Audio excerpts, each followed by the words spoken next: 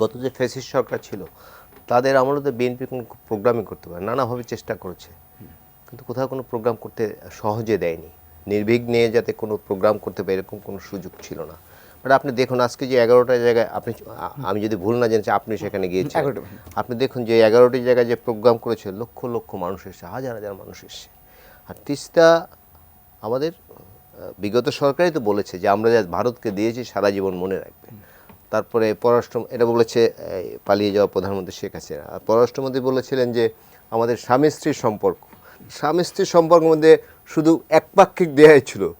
এই তিস্তা চুক্তির জন্য মানুষের কথা আমি এই নাজমুল খুব একাডেমিক আলোচনা করছে, ওদিকে আমি যাব না। বাট আপনি মাঝে মাঝেই ছবি দেখবেন বিভিন্ন পত্রিকায় যে শুকিয়ে কত মানুষ কত কষ্ট, উত্তরবঙ্গ মানুষ কত কষ্ট হচ্ছে, সেরকম দেখতে পাচ্ছি।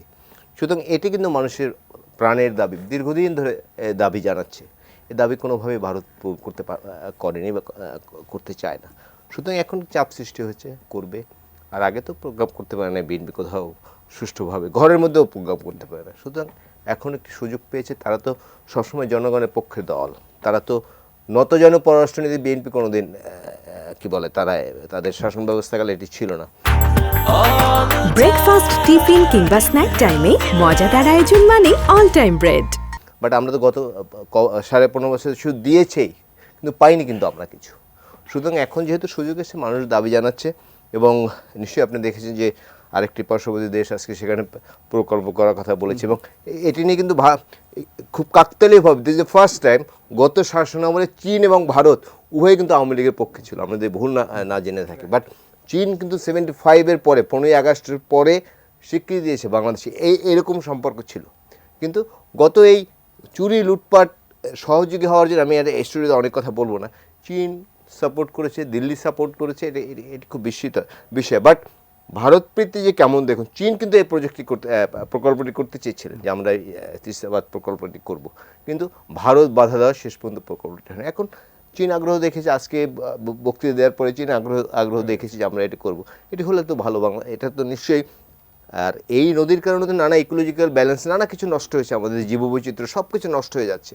সুতরাং এটি যদি হয় একটি প্রকল্প, সেটি খুব ভালো হবে বলে আমি বিশ্বাস করি। বাংলাদেশের মানুষ স্বাধীনভাবে দাঁড়াচ্ছে, আগে যে নতজন পররাষ্ট্র ছিল সেটির বিরুদ্ধে মানুষ দাঁড়িয়েছে। আর এই বিএনপির বিরুদ্ধে, এই ভারত বিরুদ্ধে বলে বা স্বাধীন চেতা মানুষ, অন্য অন্য দলে কত পার্সেন্ট ভোট আছে আপনি চিন্তা করেন, ভোট তো ম্যাক্সিমাম বিএনপি। সুতরাং এই প্রোগ্রাম করে বিএনপিকে জনপ্রিয়তা অর্জন করতে হবে, এটি কোনো কারণ আছে বা সুযোগ আছে বলে আমি মনে করি না। বিএনপি নিজের তাগিদ থেকে জনগণের পক্ষে কথা বলার জন্য, জনগণের যে 5 জেলায় তো অনেক মানুষ, আমি এক্স্যাক্ট ফিগার জানি না, এবং এটি শুধু 5 জেলায় থাকে না, এর প্রভাব কিন্তু অন্যত্রও পড়ে। ভারত পাকিস্তান চিরবৈরাষ্ট্র, দুদেশের সীমান্ত কজন লোক মারা যায়, আপনি 6 মাসের শুনবেন যে একজন মানুষ মারা গেছে। তারপর ধরুন চীনের সঙ্গে ভারতের দীর্ঘদিনের যুদ্ধ হয়েছে দুবার, ভারত চীন সীমান্তে কজন মানুষ মারা যায়। কিন্তু আমরা নিজেদেরকে দুর্বল ভাবি বা দুর্বল প্রমাণ করে, এটির কারণে আমাদের নতজন পররাষ্ট্রনীতিকে আমাদের সীমান্তে প্রায় লোক মারা যায়, প্রায় প্রতিদিনই শুনি যে সীমান্তে লোক মারা যায়।